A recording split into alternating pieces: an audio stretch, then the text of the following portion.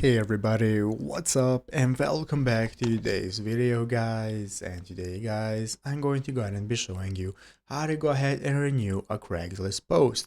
This is a very simple thing to do, so make sure to watch this quick and easy video till the very end, follow my steps correctly so you can make sure that this works the same for you and you can do this yourself.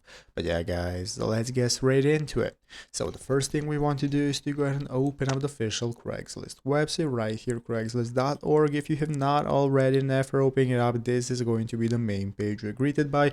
From here at this home page, we can get started logging into our account. In the upper right corner, if you have not already, you want to go ahead and log into your account. So if you do not already have one, just create one. So once you're logged in, we can go ahead and access it. So click on your account option in the upper right corner. That's going to enable us to access our account, and from here we can go ahead and access our account menu where we can take a look at all our postings, drafts, searches, and so on. So let's go and take a look at how you renew a post.